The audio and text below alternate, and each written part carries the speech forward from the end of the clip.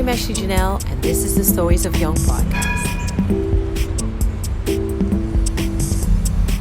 Hey guys, today I have a guest who was part of the first wave of the Soundcloud rappers in the Netherlands, and now he has his own record label called Zes Nullen, translated in English, 6 zeros. Correctly. I'm talking about young Nnelg. Welcome. Thanks for having me. Yes, thank you for coming. Yeah. So like I said, you were part of the first wave Soundcloud rappers in the Netherlands. How did that start?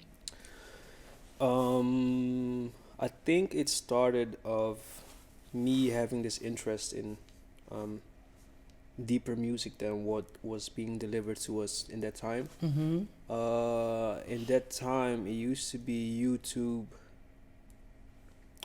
I think it was YouTube only, and SoundCloud was this alternative sound thing. So I was already diving into that world, and I noticed that there were a lot of kids as well in Holland who were listening to stuff on SoundCloud.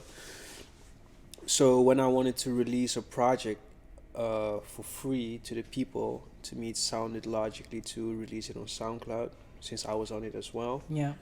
And Spotify, iTunes, those things weren't as popping at that time. So was SoundCloud really, because I know SoundCloud of course, but I never really, like, it's literally recently that I'm using SoundCloud, and I think now it's actually even old. So I think, no offense, but it's almost dead. So cause I used to use SoundCloud for when I had like my own YouTube channel and I used to vlog. I would look for beats. Exactly. So that's what SoundCloud was always about. Like startup, like, I don't know, like musicians who could, you push their music there. Exactly. But could you also like make money, or was it just really to like push yourself? Yeah, it was just to put it there, and because everyone in that time used to do like mixtapes and those stuff, and they put it on, I don't know what the websites used to be, but SoundCloud was this thing. I don't know. Okay. I think we felt that it was going to be the next thing. Yeah. So we just went and put it on SoundCloud, and I don't know what it blew up in a weird way or something. Did you have a plan, or was it? No.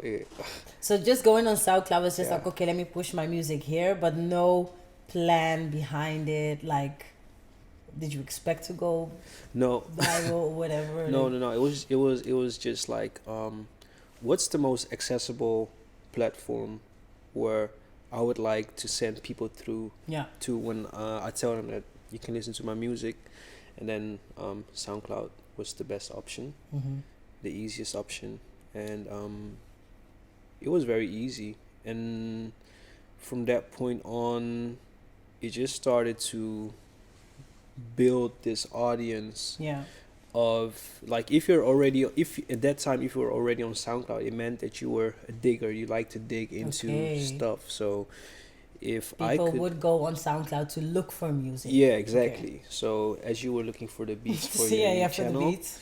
So when those people became fans of mine, like, who liked my music, it instantly created this core group of kids who really like my stuff. And was your music already in Dutch? Because you make music in Dutch, right? It was already in Dutch that time. Dutch.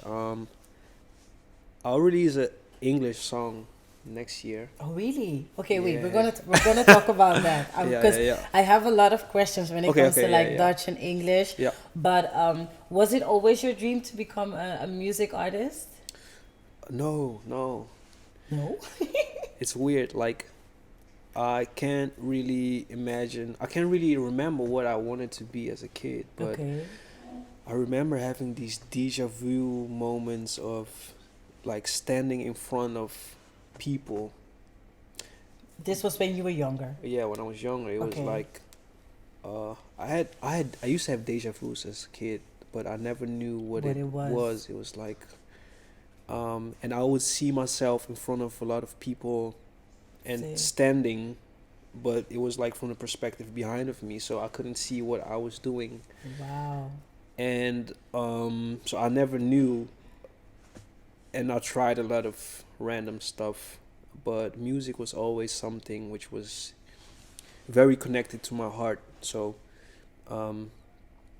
in that way, So you didn't like, okay, so you actually knew that there was something in you because you already saw yeah, vision, exactly. but you didn't know what it was. No, I didn't know what the output would be like. So how did it start, your music career? When did you start taking music serious? Okay, seriously, this like I used to make beats and stuff in high school. Okay.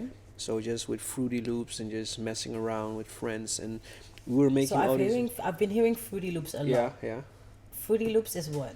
Is it an app where you edit music? It's right? it's a producer's program. Okay. So yeah, you could see it as an app. Okay. But it's like this program, just as how which program do you use to edit your videos? I use iMovie. Exactly. For videos, which is very basic, or Photoshop for pictures. Exactly. So it's like that, okay, but for then music. For music. Okay. And we were just making beats, but no one was rapping on them. We couldn't have any rappers because at that time, the rappers used to be very. You couldn't have that easy access. There was no social media or anything. Yeah. Or the social media was Hives, Party Peeps, those kind of stuff. yeah. So I was like, okay, cool. Then we'll rap on it ourselves.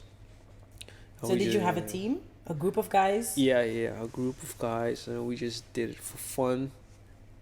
That was in high school, and then I quit because I didn't have any time. I don't know what happened.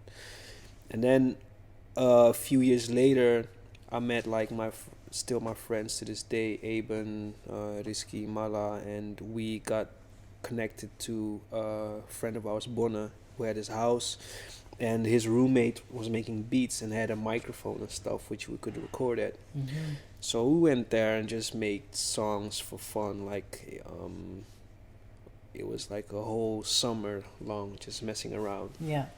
And in that period, Georgie and Ray released Bummy Boys, and I was Georgie there. Georgie and Ray. Yeah. Bonne Boys. Bummy Boys. Bummy Boys. Yeah, there was. But Georgie's from Krijnes. So that's Smip. Yeah, exactly, right? Exactly. Yeah. Because I feel like there's so many groups. There's so many links. It's many like, links. Yeah. Okay, which I like. It's interesting, but okay, yeah. So Georgie and Ray's from Groeneveen. So they released this project, but I was in the studio as often as they were. Mm-hmm. So I was like, okay, if they can release this, I can release it. I can release music as well, for fun, and just see what happens. And I just did it. Like at that time, I used to go to hogeschool, university, high school. Yeah. And so I was studying this course, commercial economics. Mm-hmm. So I got taught how to present a product to the market. So Smart. So, I regret my study days because I studied fashion. Yeah. Because I was like fashion, but now I'm just like, yeah, but if you love fashion, it's in you. It's in you. I wish I did like a study, something like this that you can just implement in everything you do, like business or whatever, because it doesn't matter what you end up doing, it will help. Exactly. Yeah. But the thing was, at that point, I didn't saw it in that way. Yeah. It was like, yo. It's school. Yeah, exactly. Like, yeah. But it gave me an advantage in having the knowledge to know how to send proper emails. Yeah. To see my project as a product and how I'm gonna send it into the market. So So did you finish your study? No. You didn't. Why not? But still, you learned a lot from it. Yo, I learned a lot. Shout out to the Hafia. Yeah. But I quit in my so not the last year, but the year. So it was a 4-year study, and I quit in the 3rd year because my soul just couldn't take it anymore. Like when you're in a place where people aren't like-minded, it really, I don't know, I'm very sensitive to that. Mm-hmm. So I just had the feeling like, yo, I need to go. But what did you tell your parents? So for because you're Ghanaian as well. Yeah, I'm Ghanaian. And now you're telling your parents, my soul doesn't connect with the student. I can't tell it like that. So how did you tell them? I just said for the first couple months, I told them I'm following this this course in my new year, which doesn't take as much time as it used to. So, like, You lied. I've less. Yeah.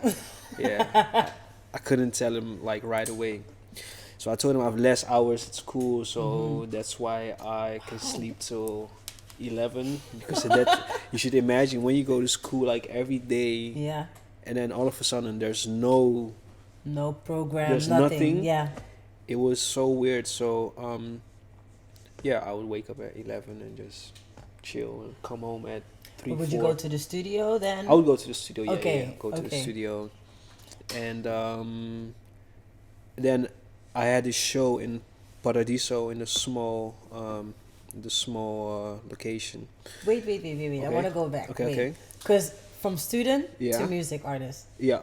How was that switch? Because you had a show. Like how? Okay, so the thing which made me really drop out was I would go to school and then after school be the opening act, support act for de Jeugd van Tegenwoordig, which is like one of the biggest pop acts in Holland. I was fan. Yeah, of everyone. Van Yeah. Tegenwoordig. Yeah, we all grew up with them. So. But how did you become like?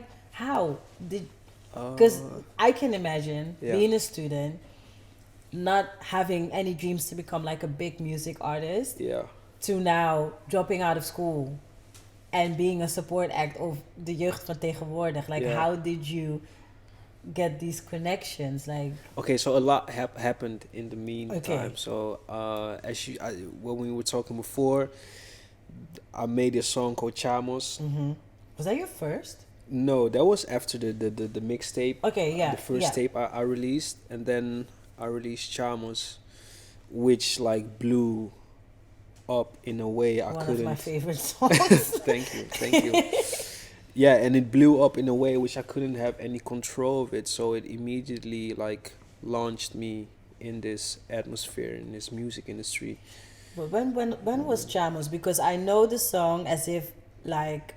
Because I said this before, when I see you, I always think of Chamos. Yeah. Me and my sisters would always sing the song. Sick. But how long ago was this? We were just talking about it. It was 4 years ago. 4 years ago? Yeah, 30th of July 2015. Whoa. So next year is the 5-year anniversary. So are you going to do something special?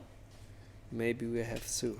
You have to, yes. We have to do something special. But so with that song and me doing the project before, it really launched me into this atmosphere wherein people saw that I was an artist who stood behind his craft. Yeah. And I was willing to do like risky moves, as in I didn't hold on to something, an image which was being portrayed as like what your rapper has to be. Like I was just being myself.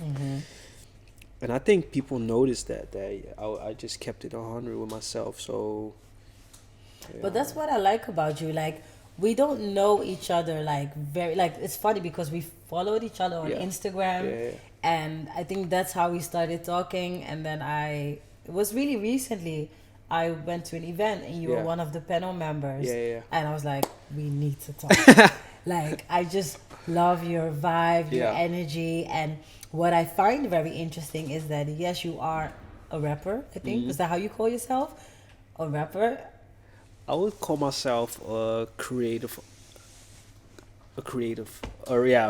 But yeah, it's one of the things I do. Yes, because in even talking about like a rapper, you don't look like a typical rapper, if that sounds crazy. Like, if I look at you, you have like such a cute face and you look so shy. So I'm just like, a rapper, if you think about a rapper, you have a different like image. Yeah. So I think that's what makes you interesting, because like you said, you don't portray yourself as in that box. No, like you're just yourself. I am. So like the talk we had then, it was really we're going to talk about. Yeah. So I like to move from what's in here. Yeah.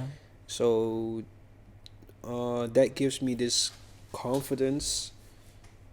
I don't even know if it's confidence. It's just this awareness, self-awareness. Yeah. Which just makes me, because I know friends who are really into gangster stuff. And I know friends who are really into like computer ICT type stuff. So I just mingle around in all worlds, but I just do what I want to do. Yeah. And I think that gives me this this space of free movement. Yeah, because you're very calm and relaxed, and I think that's part of, because you keep on saying the soul. I feel like you're very connected to your soul, and that's the first conversation we had. What I was talking about the event, you were in the panel talk and you were saying that you were reading this book, The Seed of the Soul. And I literally screamed like, hey, I'm reading that book too. And I was, immediately when you said that, I was so interested because, first of all, I've never met anybody that reads The Seed of the Soul as well. Except for my sister. She reads it as well. And for me to, like, and that's exactly what you said. Like, I didn't know what to think of you. Like, because you just don't, that's what, like, you just don't fit in a box or something. You're just yourself. So when you said that, it made me even more curious to know, like, why is he reading this book? Where's your mind? And you even said to me, like, you've been reading books like this for a long time, right? So can you tell me a little bit more about that? Because The Seed of the Soul is a book that actually talks about the connection, right? With, definitely. Of your soul. I find it hard to explain, but maybe you can do better. I think the way you explain it, like, it's complicated. It's complicated because you want to make it. You want the people who aren't into that stuff. Get the link. But that's hard because look, the reason why I bought The Seed of the Soul is because I was listening to Oprah's podcast. The Super Soul Conversations, and she was talking to Gary Zukov, who is the writer of the book, and even then when they were talking about The Seed of the Soul, they said if you're not spiritually connected, you're not going to understand this book or this conversation. And so you really have to be ready. And even with this book, I find it still hard. Like I told you, I find it hard to read that book because it's so frustrating that every word I have to look it up. I really want to understand it. And it's so complicated. Probably the people that are listening now won't even understand what we're talking about. But it's like, very basically, you have the body. Okay, so they always say it's mind, body, and soul. But I think people know, okay, the mind, the brains, the body is this. But the soul is something so complicated. Because you can't see it. Exactly. You can also not see your brains, but I had this example, like you have your body is the car. And your subconsciousness is either the driver or the passenger seat, and your consciousness is either in the driver's seat or the passenger seat. So I try to view it in, like, people who are subconscious, they say stuff just randomly. They don't think about what they say. Whoa, your shoes are so ugly. And then you ask them why, and then it's like, oh, they didn't even thought why they even said it. But if you're conscious, so the soul is in the driver's seat, you always know why you say something. Because you think of it before you want to act. And I think us reading that book helps us to be in the driver's seat instead of the passenger seat. Being in control and knowing. That's like literally when I started reading this book, everything started to make sense. And it's funny because even me doing this podcast, like, I never used to listen to podcasts like 3 years ago. It was literally my boyfriend that was like, Ashlee, you need to listen to podcasts and maybe you should have one too. And so it was his idea and I was like, okay. And then 1 year, and I think this was like maybe 2 years ago, I started traveling, meeting people, and literally connecting with the soul. Like it was literally one of the craziest years ever. It was like I was speaking to people and I could just feel what they were feeling. And then the conversation ended up with the person maybe crying even because I felt like I could see through them. It sounds maybe really strange for other people, but it was such a beautiful experience, but I didn't know what it was. And then now me reading the Super Soul Conversations and me feeling really like attached to having conversations, it all makes sense. And for me, I just know that it's not something I have to take lightly. It's just part of where I'm going eventually. Yeah, that's sick. So maybe that's you're in tune with your purpose. I guess. Hope so. I think I feel like it though. It feels like I am in tune. So talking about being in tune with your purpose, you started your own record label, Zes Nullen. Yeah. Tell me more about this. Okay. Like Zes Nullen is it has divisions. Like the music label Zes Nullen, it's a label which follows a vision, and the vision is that by collectively working on a project with a shared vision of nothing which is impossible, you can create products or projects or results which have the value of $1 million. $1 million is for a lot of people, it sounds very like whoa. Impossible, like whoa. So if I ask you, can you imagine like 10 of these glass bottles? People can imagine 10, but if I ask them imagine 100, then that's already tough. But when I ask them imagine 1 million, that's like impossible. Yeah. Unless you believe that you can see the 1 million bottles, then you can imagine it. Yeah. And I noticed that in my career, every project I did, I always had this crazy imagination of how the product should come out. And there were people who believed in it, and there were a lot of people who didn't believe in it. But I always believed in it, and it always worked out the way it had to. Because you see it. Because I see it. Yeah. And I always refer to in my music to this Zes Nullen baby. Just was that unconscious? Your subconscious? Yeah, subconsciously. Okay. And then after a while, I got this sign in life like Zes Nullen is really something important. So see if you can shape it in a way that could help people in the world.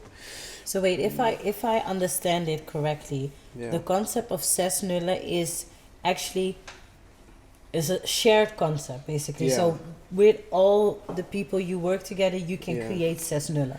Is that what it? It's like we believe in this vision of seeing the Zes Nullen. So the million, metaphorically, and this results into results which are always way bigger than the thing which was put into it. I get it. Because if you look at my a good example are my videos. A lot of people give me compliments on my videos, but you guys should, if you haven't checked his videos yet. Was the latest one Girl? Yeah. Thank you. I love it. Thank you. And I did a single with Ares, Niet Normaal. That was like the first time. That was my last one. Yeah. And in that video, we had this budget, like a very minimum budget. And I spoke to everyone who was involved in this project about this vision we have. And eventually, the production value of the video, it was like multiplied by 10 based off just everyone really feeling like, okay, if I'm right now, if I'm the light, the person who controls the light, I'm going to control the light the best as possible. Yeah. No, but you know, this is very important, and I really love that you said this, because this is something I've also learned by actually even listening to Oprah's podcast about the intention, and the Super Soul the Seed of the Soul talks about it as well. When you came here, you said, whoa, the production is really big, and I don't even know what to say when you say that, because it's like, to me, this is all about the whole team that's behind this. Before we started, I asked them, what is your intention? Because I want our intentions all to be on the same page. Exactly. If that's on the same page, we can produce this. Exactly. And so what you're seeing is like, it's the basically, results, the results, what you're saying. And I think that when you create with that in mind, that's when you create things which have impact, which change the world, which shed light. And so that's Zes Nullen. I love that. It's deep, but I love it. Thanks. And because you were signed to a label, right? Was it Sony? Yep. Okay, so why did you decided to like leave Sony and start your own label? Is it because of this vision? Yeah.